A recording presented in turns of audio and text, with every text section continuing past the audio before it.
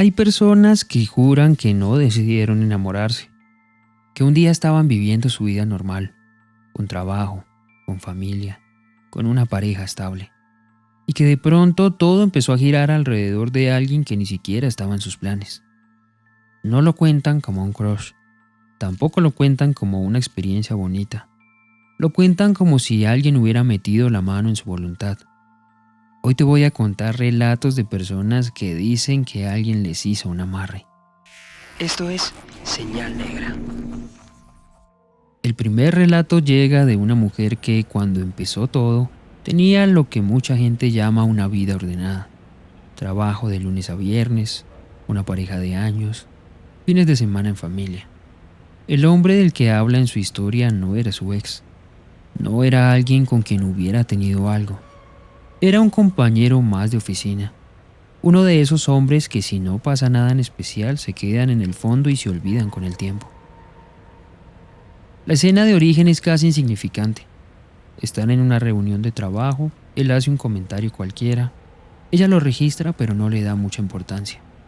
En los días siguientes se descubre pensando en él de fondo, manejando, lavando trastes, en la fila del supermercado.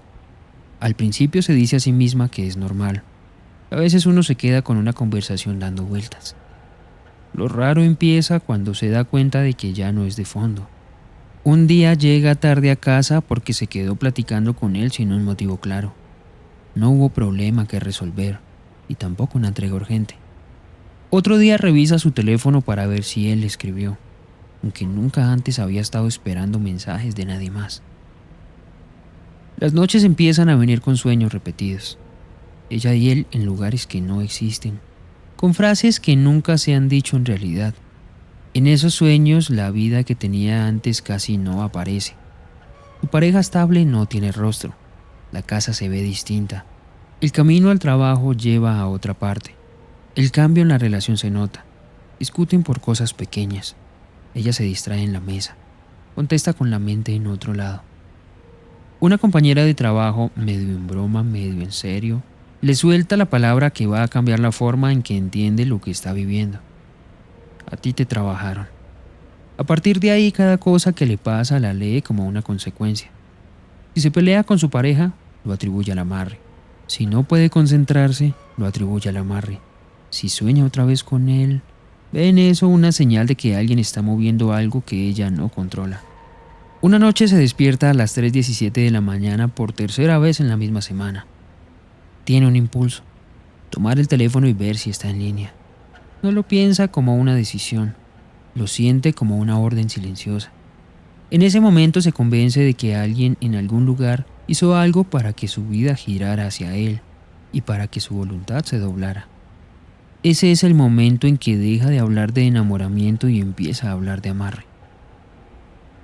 El segundo relato no lo cuenta quien siente el amarre con carne propia, sino alguien que lo ve desde afuera.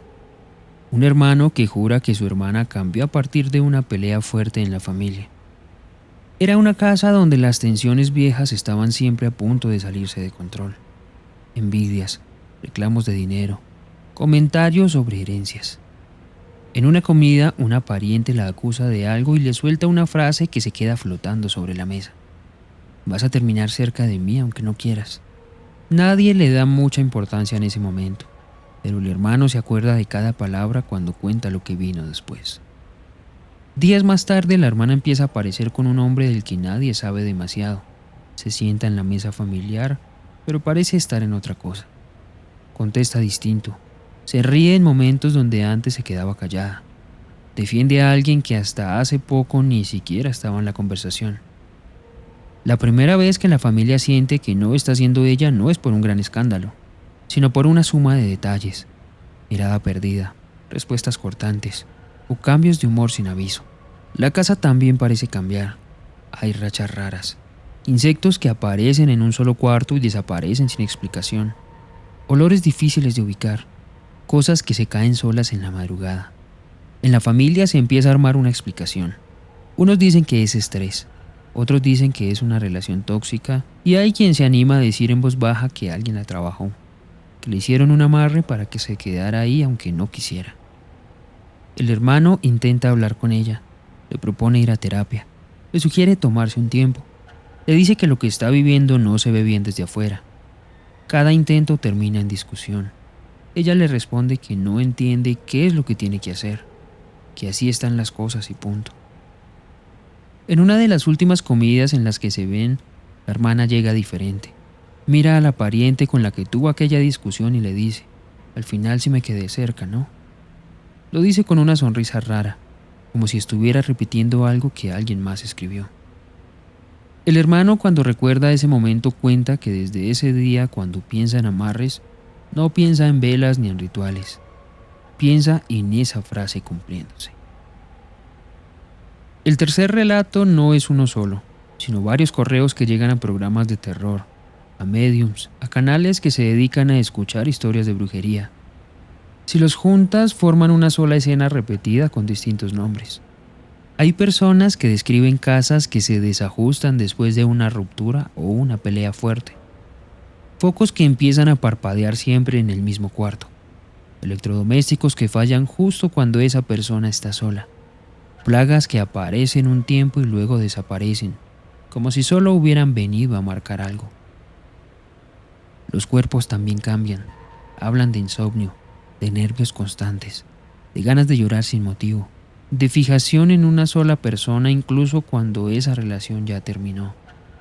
En esos relatos la palabra amarre no la dice quien sufre los cambios, sino alguien alrededor, una amiga, una vecina, una tía que ha visto pasar demasiadas historias parecidas.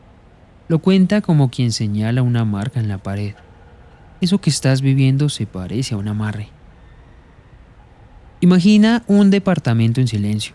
Una sola persona despierta a las 3 de la mañana. Afuera todo está normal, pero adentro hay luces que no se apagan del todo. Pensamientos que no se despegan y una sensación de estar atado a alguien aunque esa persona ni siquiera esté presente. Ese es el paisaje que muchos describen cuando dicen: me hicieron un amarre. El último relato viene de alguien que vive rodeado de historias de brujería, pero que nunca pensó que su nombre pudiera entrar en una de ellas. Un narrador que se dedica a contar casos de amarres, de trabajos y de mal de ojo, empieza a sentir que la brujería se le pegó a él. Está en la cabina, grabando un episodio sobre amarres que salieron mal, cuando escucha un ruido breve en los audífonos, como si alguien hubiera respirado tan cerca del micrófono que apenas alcanzó a registrarse. Mira el vidrio del estudio y cree ver una sombra detrás de su propia figura, pero cuando voltea no hay nadie. Los cambios no se quedan en el estudio. En su casa empieza a olvidar cosas sencillas. Deja llaves en lugares donde jamás las deja. Pierde citas. Se descubre pensando en personas con las que ya no tiene relación. Empieza a recibir mensajes anónimos que le dicen que deje de hablar de amarres, que está moviendo cosas que no le conviene mover. Una noche después de grabar, toma carretera. Hay un tramo donde solo hay árboles y uno que otro poste de luz. En medio de ese trayecto, ya de madrugada, siente que algo se le pega en la parte baja de la espalda. No ve nada, no escucha nada, pero siente el cuerpo extraño, como si alguien se hubiera sentado encima de su ánimo. Desde entonces, cada vez que graba un episodio sobre amarres, tiene la sensación de estar hablando también de sí mismo. No lo cuenta como una posesión, no lo cuenta como un diagnóstico. Lo cuenta como la sospecha de que al contar historias de gente que siente que fueron trabajadas, él mismo ha entrado en la lista de quienes se preguntan si alguien movió algo en su voluntad. Los amarres de amor existen, por lo menos en dos lenguajes.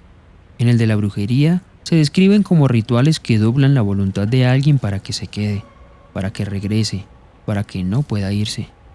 En el lenguaje de la psicología, muchas de las escenas que has escuchado hoy se traducen en obsesiones, dependencia emocional, miedo a estar solo, trauma. Entre esos dos lenguajes se mueve la vida cotidiana de quienes sienten que les hicieron un amarre. Unos buscan limpias, otros buscan terapia, otros simplemente aprenden a vivir con la idea de que en algún momento alguien decidió tocar lo que no se ve. ¿Alguna vez sentiste que tu vida empezó a girar alrededor de alguien sin que tú lo hubieras decidido? Déjalo en los comentarios.